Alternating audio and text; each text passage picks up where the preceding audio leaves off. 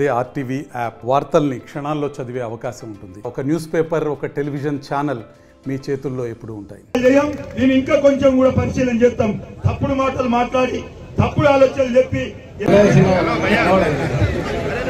కనబడతావా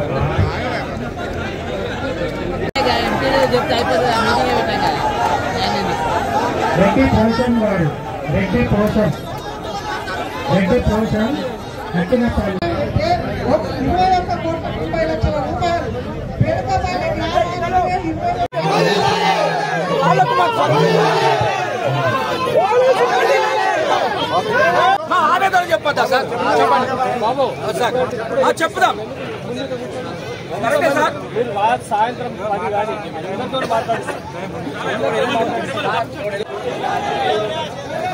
ఈనాటి నా పేరు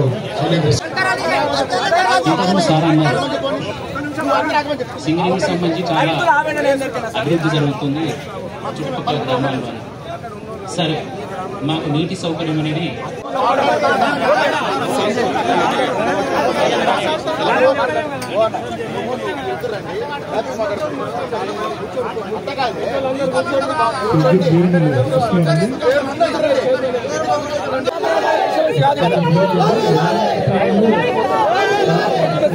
నష్టం జరిగింది చూపెడతాను. దయచేసి యూనిట్ వ్యవస్థ బంధమల్లో చెప్పారు అలా ఉండాలి. యూనిట్ శుద్ధి వ్యవస్థ ఉండాలి.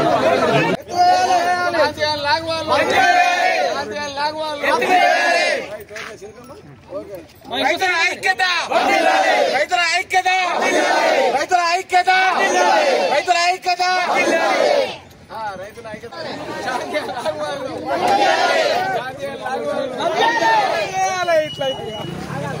ఎత్తివేయాలి అన్నారు, ఎత్తివేయాలి.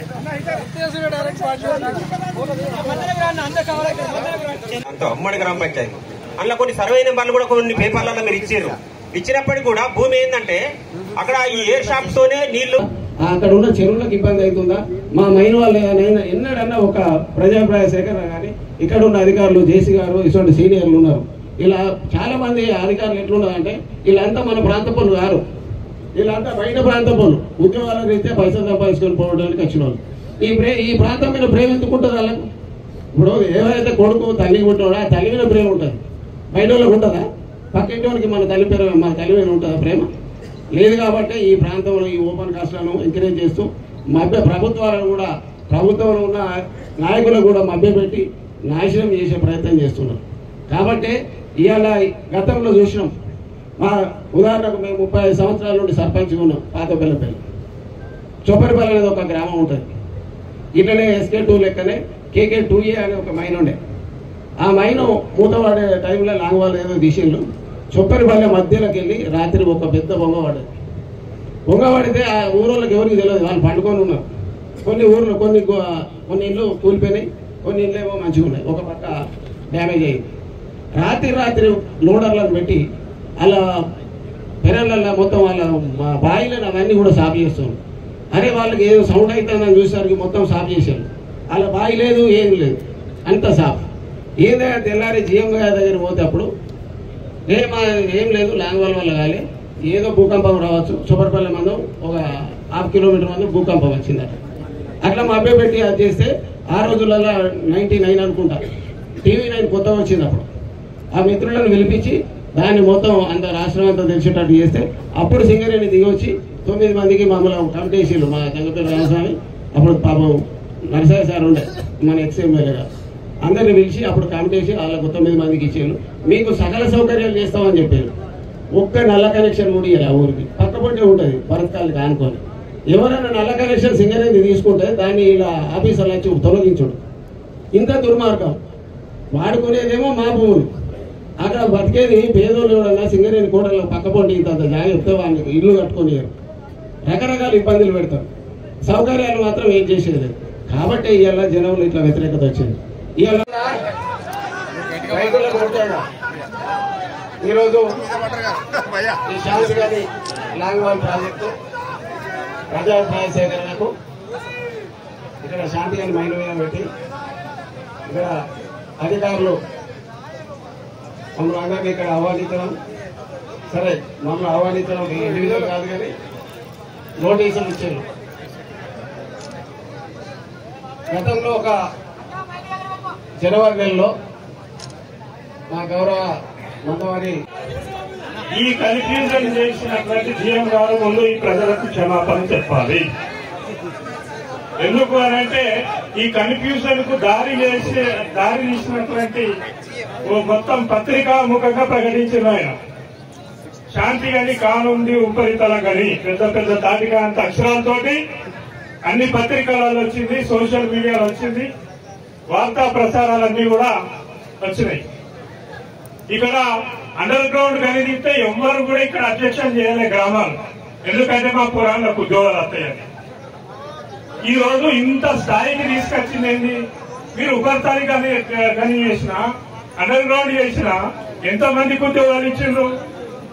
మీ కార్పొరేట్ సోషల్ రెస్పాన్సిబిలిటీ కింద ఈ గ్రామాలకు ఎన్ని కోట్ల నిధులు కేటాయించారు? మీరు చెప్పిన రిపోర్ట్ అంతా తప్పు. మీరు ఎక్కడ కూడా డిఎంఎఫ్ఎల్టీ నిధులు కానీ లేదా సోషల్ రెస్పాన్సిబిలిటీ నిధులు కానీ ఇవ్వలే. నేను బెల్లంపల్లి ఉంటా, పోస్ట్ ఆఫీస్ బస్తీలో, బెల్లంపల్లి పోస్ట్ ఆఫీస్ బస్తీలు ఉంటా. 100 సంవత్సరాలు అయిపోయింది, లీజ్ భూముల గొడవ అయిపోయిందని చెప్పి ప్రభుత్వానికి అప్పచెప్పారు. 76 జీవో తీసుకొచ్చారు. సగం మందికి చెల్లని రిజిస్ట్రేషన్ సర్టిఫికెట్లు చేతులు పెట్టారు. మిగతా ఇంకా పెండింగ్లు ఉన్నాయి. ప్రభుత్వం మారింది, అది మూలపడ్డది. మా బస్సులో ఎప్పుడో వెనుకడేసినటువంటి పైప్ లైన్ ఉన్నది మంచినీళ్ల కోసం, అవన్నీ బొక్కలు పడ్డాయి. నేను చిన్నగా ఉన్నప్పుడు వేసినాయి, అంటే దాదాపు 50 సంవత్సరాలు అవుతాయి.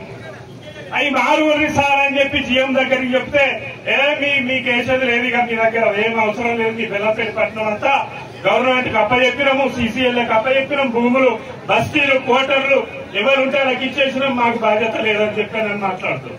మరి ఎవరేయాలి పైప్ లైన్? మున్సిపాలిటీ దగ్గర పోతే మాకు నిధులు లేవు, పైపులు కొనుక్కరాలంటే పైసలు లేవంటారు. కోట్ల రూపాయలు, 1000 కోట్ల రూపాయలు ఖర్చు చేసి మిషన్ భగీరథ పెట్టిరు. ఒక వాల్ వేయమంటే దాదాపు మిషన్ భగీరథ మొదలు పెట్టిన కానీ మొత్తుకుంటే ఒక వాల్ వేయడానికి కూడా మున్సిపాలిటీల దగ్గర డబ్బులు లేనటువంటి పరిస్థితి. మరి డిఎంఎఫ్టీ నిధులు మున్సిపాలిటీలకు ఇస్తుందా? ఎమ్మెల్యేలు రికమెండేషన్ చేసి హైదరాబాద్ లో తీసుకుపోయి సీసీ కెమెరాలు పెట్టుకున్నారు. మీరు ఒకప్పుడు సిఎస్ఆర్ నిధులు తీసుకుపోయి ఎవరికి ఇస్తారు? ఎవరిని అభివృద్ధి చేస్తారు? మీరు అండర్ గ్రౌండ్ తీస్తే కొన్ని 1000 మందికి ఉద్యోగాలు వస్తాయి. ఓపెన్ కాస్ట్ తీసి ఏం చేసిండ్రు మీరు? ఈ అండర్ గ్రౌండ్ ద్వారా ఇంతకుముందు చెప్పిండ్రు మిత్రులు, రైతు సంఘాల వాళ్ళు కూడా చెప్పిండ్రు, మా ఆకెనపల్లి లింగాపూర్ అని చెప్తున్నారు. మీ అండర్ గ్రౌండ్ గని వల్ల కూడా ఇక్కడ మా చెరువులు ఎండిపోయినాయి. మీ షాఫ్ట్ మైన్ తీసిండ్రు, షాఫ్ట్ మైన్ నీళ్లు ఎక్కడికి పంపించారు? వృధాగా వదిలిపెట్టిండ్రు. చెరువులకితే నీళ్లు వస్తున్నాయి కదా, ఎందుకు ఇవ్వలే చెరువులకు? వట్టిగా దుబారా కూడా కొడతా ఉన్నారు. అనేక పర్యావరణ విధ్వంసం ఇవన్నీ అంటారు. ఇవన్నీ చెప్పడానికి బాగానే ఉంటాయి, కానీ మైనింగ్ చట్టాలు కానీ లేదా మైన్స్ యాక్ట్ ఏదైనా కానీ లేదా పర్యావరణ బోర్డు ఇచ్చేటువంటి అనుమతులు కానీ ఇవన్నీ కూడా ఏం లేదు. ఉత్తయ్య ఇవన్నీ కేకే వచ్చిన అర్థలేదా? మేము చూస్తలేమా? కేకే వచ్చిన దెబ్బ కొడితే బ్లాస్టింగ్ జరిగితే మా ఇంట్లో పై మీద ఉన్న నీళ్లు పాలు వరికి పడ్డాయి. దాన్ని పర్యవేక్షించేటోళ్ళు లేరు. ఎంత మందు వేయాలి, ఎంత మోసి మనం దాన్ని బ్లాస్టింగ్ చేయాలనే పర్యవేక్షణ లేదు. ఇష్టం వచ్చినట్టు మందు నింపుతారు. ఏ మైనింగ్ బోర్డు పట్టించుకోడు, ఏ డీజీఎంఎస్ పట్టించుకోడు. అంటే మీకు అనుకూలంగా ఇక్కడ నివేదికలు తెప్పించుకొని పొల్యూషన్ కంట్రోల్ కోడలు కూడా చూసి చూడనట్లు వ్యవహరించి ఇదంతా చేస్తున్నారు. ఇంత కన్ఫ్యూజన్, ఇంత ఖర్చుకు మీ జీఎం కారణం కాదా?